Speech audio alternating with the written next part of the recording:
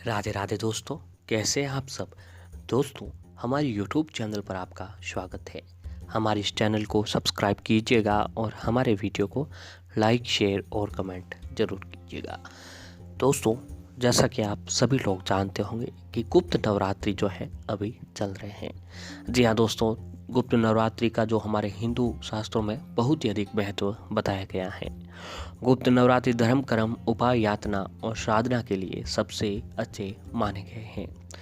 अगर किसी व्यक्ति की मनोवांछित इच्छा है जो पूरी नहीं हो रही है तो उन लोगों को जो है गुप्त नवरात्रि के दिनों में साधना अवश्य ही करनी चाहिए। साधना करने से जो है व्यक्ति की हर इच्छा पूर्ण होने लगती है। दोस्तों, शास्त्रों के आधार पर 4 नवरात्र बताए गए हैं। 2 नवरात्र बड़े स्तर पर मनाए जाते हैं और 2 गुप्त रूप से साधु संतों के लिए मनाए जाते हैं।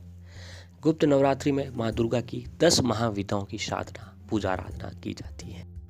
मान्यताओं के अनुसार गुप्त नवरात्रि में की जाने वाली पूजा से सभी कष्टों से भक्तों को मुक्ति मिलती है। इस बार कुंभ संक्रांति के साथ ही गुप्त नवरात्र की शुरुआत हो चुकी है। माघ महीने के शुक्ल पक्ष की प्रतिपदा तिथि से ही गुप्त नवरात्रि की शुरुआत हो चुकी है, जो कि दोस्तों इस बार 12 फरवरी के दिन से जो है नवरात्रि शुरू हो चुके हैं। गुप्त नवरात्र का ये उत्सव साधना और व्रत के लिए दोस्तों मनाया जाता है। इस बार गुप्त नवरात्रि 12 फरवरी से शुक्रवार के दिन से शुरू होकर गुप्त नवरात्रि 21 फरवरी दिन रविवार के दिन तक को चलने वाले हैं। जी हाँ दोस्तों, 4 नवरात्र में से 2 प्रत्यक्ष नवरात्रि कहे गए हैं, क्योंकि इनमें ग्रस्त जीवन वाले साधना पूजन करते हैं। लेकिन जो 2 गुप्त नवरात्रि होती है उनमें आम तौर पर साधक सन्यासी सिद्धि प्राप्त करने वाले तांत्रिक मांत्रिक देवी की उपासना करते हैं। हालांकि चारों नवरात्र देवी सिद्धि प्रदान करने वाली होती हैं, लेकिन गुप्त नवरात्रि के दिनों में देवी की 10 विधाएं की पूजा की जाती हैं, जिनका तंत्र शक्तियों और सिद्धियों में विशेष महत्व बताया जाता है। जबकि प्रत्यक्ष नवरात्रि में सांसारिक जीवन से जुड़ी हुई चीज़ों का प्रदान करने वाली देवी के 9 रूपों की पूजा आराधना की जाती है। गुप्त नवरात्र में अगर आम जन चाहे तो किसी विशेष इच्छा की पूर्ति या सिद्धि के लिए भी गुप्त नवरात्र में साधना करके मनोरथ पूर्ण कर सकते हैं। जी हाँ दोस्तों, इन गुप्त नवरात्रि में जो है जो भी आम जन जो जैसे कि हम लोग हो गए, जो हमारे भी कई दिनों से कोई इच्छा पूरी नहीं हो रही है, तो इन दिनों में जो है हम लोग ये उपाय, यातना और साधना करके हमारी इच्छा पूरी कर सकते हैं। तो दोस्तों, गुप्त नवरात्रि का चौथा दिन जो है 15 फरवरी सोमवार के दिन को पड़ रहा है। और दोस्तों, गुप्त नवरात्रि का चौथा दिन जो है माँ कुष्मांडा का दिन होता है और सोमवार का दिन भगवान भोलेनाथ को समर्पित किया हुआ दिन है।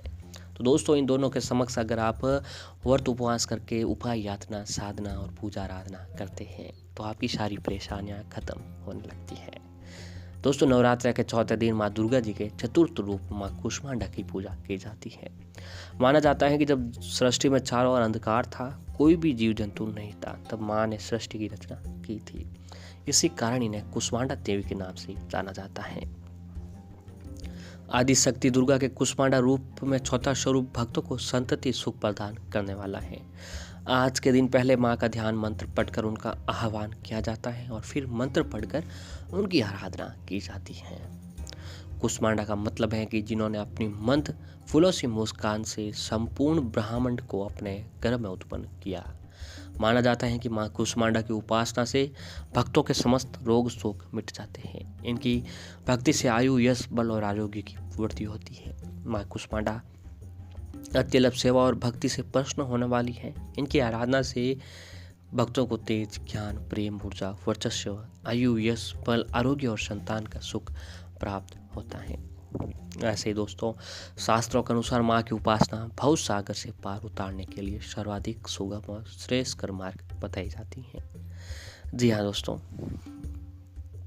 माँ कुष्मांडा की उपासना करने से व्यक्ति के सारे कष्ट और बीमारियां दूर हो जाती हैं।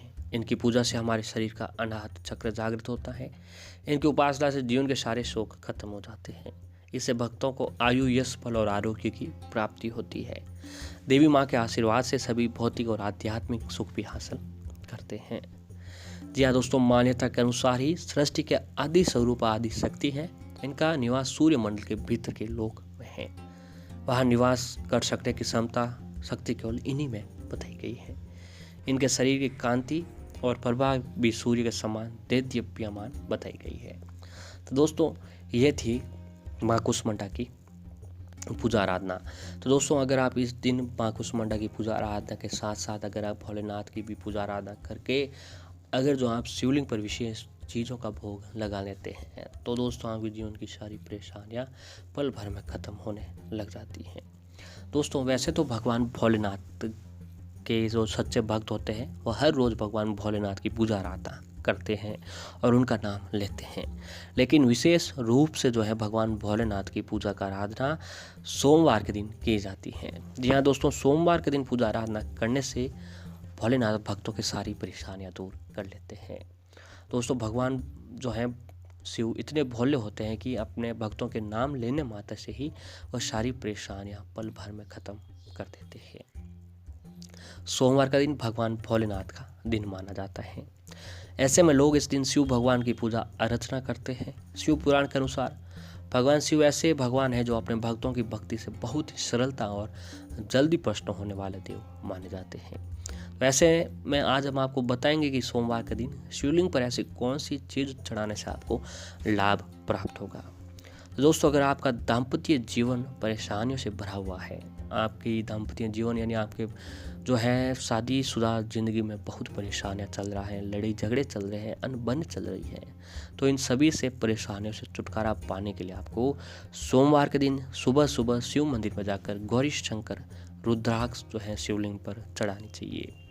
ये काम करने से आपकी ये परेशानी खत्म होने लगेगी। वहीं दोस्तों यदि आप अपने दुखों से छुटकारा पाना चाहते हैं तो आप सुबह सुबह शिवलिंग पर सोमवार के दिन सुबह जल्दी उठकर नहा धोकर व्रत उपवास रखें। शिवलिंग पर आप बेलपत्र भी चढ़ा सकते हैं। बेलपत्र जो भोलेनाथ के सबसे प्रिय माने जाते हैं। इसके लिए बेलपत्र सफ़ेद चंदन की बिंदी लगाएं और इन्हें शिवलिंग पर चढ़ा दें। ये काम करने से आपकी सारी परेशानियां खत्म होने लगेगी। और दोस्तों शिवलिंग पर जो है आज के दिन भगवान शिव के मंदिर में जाकर शिवलिंग पर दूध चढ़ाना बहुत ही फलदायी माना जाता है। जी हाँ, तो सोमवार के दिन शिवलिंग पर दूध चढ़ाने से आपकी परेशानियां खत्म होने लगती है। दोस्तों ऐसे ही अगर आप व्यवसाय में वृद्धि चाहते हैं, आपका काम जो है बहुत ही मंदा चल रहा है, तो आपको सोमवार को तांबे के बर्तन में शिवलिंग पर दूध अवश्य चढ़ाएं। रुके हुए कार्य भी चल पड़ेंगे और व्यवसाय में भी वृद्धि होने लगेगी। अगर आपके घर में कोई जातक है जिसकी जॉब में बहुत सारी दिक्कतें आ रही हैं, यानी नौकरी में प्रमोशन या नौकरी नहीं लग रही है, तो आपको हाथ जोड़कर शिवलिंग के 5 चक्कर लगाने चाहिए। लेकिन इस दौरान इस बात का ये खास ध्यान रखें कि जलाधरी के आगे निकले हुए भाग यानी स्रोत तक जाकर फिर विपरीत दिशा में लौटें और दूसरे सिरे तक आकर परिक्रमा पूरी करें। ये करने से आपके ऊपर जॉब लगने की विशेष संभावना बनी रहती है। दोस्तों शिवलिंग पर तो वैसे ही दूध चढ़ाया जाता है, लेकिन अगर आपके पास दूध कम है तो थोड़ा सा दूध लेकर पानी को सफ़ेद कर लें और इसके शिवलिंग पर चढ़ा दीजिए। शास्त्रों के अनुसार महादेव इससे भी प्रसन्न होकर आपकी सारी मनोकामनाएं पूर्ण करने लग जाते हैं। और ध्यान ये रहे कि शिवलिंग पर 5, 7, 11 या 21 बार ही पानी चढ़ाएं। ऐसा करने से आपके सारे दुख परेशानियाँ खत्म होने लग जाती हैं। और ऐसे दोस्तों शिवलिंग पर फल जैसे केले आप चढ़ा सकते हैं। फल चढ़ाते समय अपनी मनोकामना मन में बोलें। शास्त्रों के अनुसार ऐसा करने से आपकी मनोकामना जो है पूर्ण होती है। और शिवलिंग पर आप चावल यानी अक्षत भी चढ़ा सकते हैं, लेकिन अक्षत कहीं से भी टूटे हुए नहीं होने चाहिए।